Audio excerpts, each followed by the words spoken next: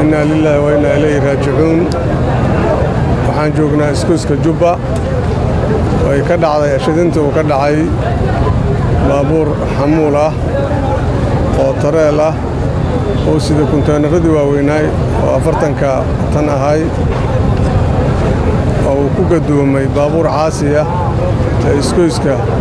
u taagnaa inuu xamuul ka qaato dushiisa u dul dhacay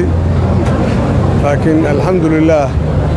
qasaarihii sida la maleynayay aad ayuu uga yar yahay dad badan ma saarayn dhimashadu waa maamo iyo nin hal wiil iyo hal gabar ayaa ku dhintay laba qofoodna dhaawac fudud ayaa ka soo gaaray intaas ayuu qasaaraha ku egyahay waxaan aad iyo aad runtii dadaal badan iyo juhdi badan ayaa la bixiyey waxaa la isku dayay konteenarka inta la furay in laga daldalo musaatadii iyo safiitadii wixii uu waday laakiin maysan suuro gelin in laga dhameeyo aad ayuu cuslaa baabuurkii tareelka ahayna halkaas ayuu ku gadoomay macaal konteenarkiisii baabuurkii ayuu ku dul dhacay ajashi ayaa halkaas ku ekaaday qof kastoo waqtigiisa ayuu dhimanayaa waxaan leenahay ilaahay ha u naxariisto intii ku dhimatay jannadina allaha geeyo bil ramadaan oo afurkii soo dhow yahay ayay dhinteen marka ilaahay baan jannatul firdaws uga baryaynaa laakiin waxaa nasiib darro ah in baabuur noocaas ah oo maaragtay xilligaasoo kale uu soo maro weliba asagoo xawaaro ku socdo oo iskuuska jiirada si maaragtay xadgudub ah ku galay kadibna halkaas uu ku gadoomay horay awaamir badan ayaa looga soo saaray baabuurta xamuulka ah inaysan soco karin maalintii oo habeenkii 4 saac markay tahay ama 10ka habeennimo la soo fasaxo dekada laga soo fasaxo marka dembiga waxaa qaadaya cidi soo fasaxday ayadoo waqtigii amarkaas la baxshay ka hor cidi soo fasaxday ayaa qaadayso waxaa sidaas oo kale ah runtii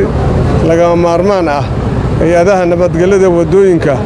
oo hada taliyay igala joogo iyo maaragtay adii kale amniga iyo guud ahaanba in maaragtay aan marnaba aan la aqbalin waqtigii loo asteeyo ka hor inay baabuurtaasi magaalada ay maraan maxaa yeelay baabuur waaweyn waaye magaaladu waa jaam bulshadu waa badatay baabuurtu waa badan yihiin sidoo hore maaha wadooyinkuna waa yareer yihiin marka islama qaadi karaan hal waqti baabuurta noocaas ah iyo bulshada inteedii kale sidaa darteed baabuurta waaweyn waxaa laga maarmaan ah markay saacadu tahay 4 saac oo habeennimo wixii ka dambeeyo inay maraan wadooyinka ka hor lama ogola haddaba hallay maqlo hay'adaha ku shaqada leh hay'adaha maaragtay nabadgelyada wadooyinka taraafikada iyo inta kale ku shaqada leba si gaar ah laakiin waxa ugu shaqo leh taraafikada ugu shaqo leh maxaa la idaa mas'uulka ah ilaalinta wadooyinka idaa mas'uulka ah waxaan rabnaa inaan la ogolaanin 4 saac ka hor inuusan soo bixin hatta haddii dekada laga soo dooyo albaabka loo fadhiisanaya bartaasaa lagu celinayaa sidaas darteed waxaan rabnaa inaan fududayno amba aan yarayno dhibka ay geysan karaan mar maahan 2 maahan 3 maaha calaa kulli xaal taas sidaas ayaan leeyahay waxaan si gaar ugu mahad celinayaa hay'adii ama shirkadihii gurmadka soo sameeyey oo maaragtay ilaa markii arrintan ay dhacday xilli waxay ku soo aaday afur ah oo darawaliintu wiishashku sida ambalaastoo kale ma dul saaro afur ayay ku maqnaayeen ninka kastaba gurigiisa aan ka jarinnay markii laga keeno baabuurkii la geeyo wiishkii mid kastaba meeluu yiilay waa laga soo dhaqaajiyey waa yimideen waan u mahad celinaynaa wiishashkii gacanta ka geystay alburuuj iyo cadow caligeys wiishkiisii iyo kulmiyi iyo foorliifyadii ay maaragtay oo hay-addu ay lahayd iyo waxaasoo idilba waa u mahad celinaynaa aad iyo aadan ugu mahad celinaynaa dadaalka qaybta ay ka qaateen iyo gurmadka degdega ah ee dawladda hoose oo runtii min waqtigii wax dhaceen ilaa iyo hadda dul taagnaa iyo shaqaalaha guud ee gobolka Banaadir oo halkan isugu yimiday hay'adaha amniga ciidamadii nabadgelyada ciidanka ilaalinta nabadgelyada oo taliyooda uu nala joogo kulligood baa u mahad celinaynaa sida ay gacanta uga geysteen marka calaa kulli xaal nafgo rabto cidna ma celi karto laakiin dadaal wixii la awooday waa la bixiyey waana la dadaalay arrintaasna waxaan rajaynaynaa insha Allah inaysan ugu soo laalaabanin ayaan rajaynaynaa awaamirtaas horaa loo bixiyey baabuurta waaweyn inay saacaddu markay tahay 10 habeennimo ama 4 saac inay ka soo bixi karaan dekadda waan u sheegaynaa lama soo day karo ayaan leenahay lama soo day karo haddii ilaahay yiraahdo ciidanka ilaalada nabadgelyada waxay amar u qabaan baabuurkii soo baxo inay ka qaadaan leesinka bartow yaalana la dhigo haddii ilaahay yiraahdo insha Allah anaguna waa kor joogtay doonaa daawadayaal in ka badan 3 saacadood kadib waxaa haatan lagu guuleystay in gaarigii xamuulka ahaa laga qaado gaarigii caasiga ahaa ee uu ku dul dhacay waxaana haatan muuqaaladii ugu horeeyay ay muujinayaan in khasaare xoog leh uu shilkaani geystay shilkan oo afurtii halkan oo ah isgoyska Jubba ee magaalada Muqdisho ka dhacay ayaa muuqaaladan waxay muujinayaan gaari xamuul ah oo ku dul dhacay gaari caasi ah oo ay saarnaayeen dad shacab ah waxaana la sheegay in dhammaan dadkii shacabka ahaa ee saarnaa gaariga ay geeriyoodeen waxaa haatan lagu guuleystay muddo dheer kadib in gaarigii xamuulka ahaa laga dul qaado gaarigii caasiga ahaa sidoo kalena meydadkii ayaa waxaa qaaday ilaamaha ammaanka ee magaalada Muqdisho ayadoo haatan weli ay socoto gurmadka la xiriira daabulida meydadkii markaa halkan markaa ku geeriyooday Allah u naxariistay waxaana haatan lagu wadaa in saxaafadda goordhow loo ogolaado ay muuqaalo rasmi ah ka duubto wixii warar iyo faahfaahin ah oo ku soo kordho waa in soo gudbin doonaa hadii Allah uu daleeraali kan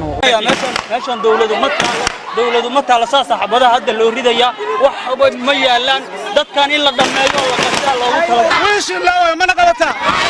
ina 4 saacadood wish ma dul saarada aygo Soomadad meeda ma naqabata isgoyska Jubba ee magaalada Muqdisho gaari caasi ah ama sida dadka qaar ay u garanayaan gaari bi'al ah oo dad rakaab ah karranayay isgoyska ayaa waxa ku dul rogmaday gaari weyn oo xamuul ah oo ah kuwa aad ku weyn ilaa ay xilligan ay la hadlayo waxa wali is dul saaran labadii gaari waxaana gaariga bi'alka la sheegay in dad shacab ah ay saarnaayeen xilliga gaariga uu ku rogmanayna oo ahay mid dhaqaaqri warbaahinta dhamaan ayaa loo diiday goobta shilka ka dhacay waxaana goobtaasi ay iridda hore ka tahay xira ciidan habarqadijo loo yaqaano guud ahaanba dadkii markaas gurmadka fidin lahay ayaa loo diiday in markaas ay meesha gaaraan oo dadka ay gargaar u fidiyaan sidoo kale wili hay'adaha gurmadka degdeg ah wax markaas oo loogu talagalay sida wiishka ay la yimaadeen oo dadka iyo gaarigaas ay ku kala badbaadiyaan ma jiraan qaar kamid ah shacabkii halka yimid ee isku dayay inay gurmadka fidiyaan ayaa la hadlay warbaahinta iyagoo sheegay in loo diiday inay gaaraan goobta gurmadka isla markaasna ay u xiran tahay ciidamo bismillaahir rahmaanir rahiim horta waad mahadsantihiin dhammaan saxaafadda waxa weeyaan magaciiguna waa Onkod Suncabe meeshaan waxa weeyaan musiibo aad u weyn ka dhacday galabta 11 saac waxa weeyaan halkaan anigoo jooga baan baabuurka rogmaday waxa weeyaan maaragtay arkay marka waxa weeyaan musiibo aad u weyn ka dhacday dad dhan oo gaari caasiya saaran baa waxa weyn sidooda ayadoo qofna ka degan ayuu gaarigan dhaynaha weyn sidiisi uga habsaday hal qof shib uu ku yiri ma garat waxa weeyaan dadkii islaam dadkan